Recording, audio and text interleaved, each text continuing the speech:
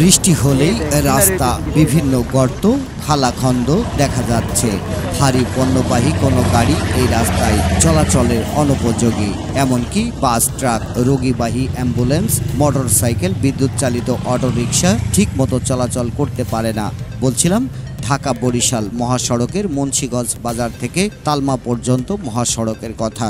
এই মুহূর্তে ঢাকা বরিশাল মহাসড়কের মুন্সিবাজারে রয়েছেন আমাদের ফরিদপুর প্রতিনিধি মিয়া রোমান। আমরা সরাসরি চলে যাচ্ছি তার কাছে। মিয়া রোমান।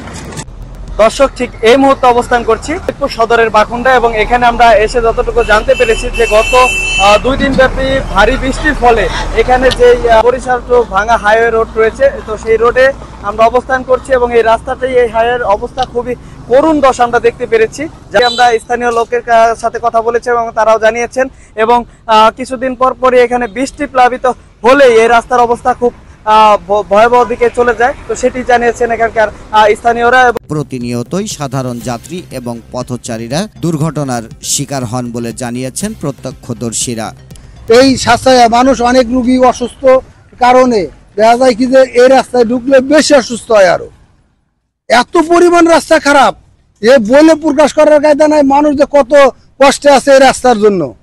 মানুষ একটু সাশ্রয়ের জন্য দেখা গেল এদিক দিয়ে ঘুরে না আসে, এদিক দিয়ে আসে সাশ্রয়ের জন্য। এই জায়গায় বেশি খারাপ রাস্তা, আর মানুষের চলাচলই এই রাস্তায় বেশি। এত দ্রুত গাড়ি চলে রাস্তায়, বলে প্রকাশ করার কায়দা নাই। প্রতিটা অসুস্থ মানুষ আরো অসুস্থ মানুষ এই জায়গায় আরো বেশি অসুস্থ হয়ে যায়। কিছুদিন পর পর রাস্তা সংস্কার হয়, কিন্তু পাতলা পিচ ঢালাই দেওয়াতে 2 দিন পর পর রাস্তার অবস্থা হয়ে যায় ভয়ানক এবং যাতায়াতের অনুপযোগী হয়ে ওঠে। বৃষ্টি নামলেই এই সড়কে বড় বড় গর্তের সৃষ্টি হয়। বিশেষ করে পদ্মা সেতু চালু হওয়ার পর থেকেই এই মহাসড়কের চাপ অনেকটাই লক্ষণীয়। প্রতিনিয়ত হচ্ছে দুর্ঘটনা। স্থানীয়দের দাবি দ্রুত যেন রাস্তা সংস্কার করা হয়। আমাদের বাসার পাশেই এই রাস্তা বহুত খারাপ, বহুত দিন ধরে রাস্তা এইভাবে নির্মাণ করে, গর্ত বুঝায়, আবার বৃষ্টি আসে ভাঙ্গে যায়। এমন আছে অটো দিয়ে বহুত লোক এই জায়গা অটোতে মানুষ পড়ে যায়, হাত ভাঙছে, পা ভাঙছে। কিছুদিন আগে একটা ট্রাক এখানে উল্টে পড়ে গেছে, একটা ইটের গাড়ি এই জায়গা পড়ে গেছে। অটো দিন পরেই পড়ে যায় জায়গা। এরকম কোনো সময় নাই ও যে অটো না পড়ে, সব সময় অটো পড়ে যায়, মানুষের হাত পা ভাঙে, অনেক কষ্টে আছে মানুষ।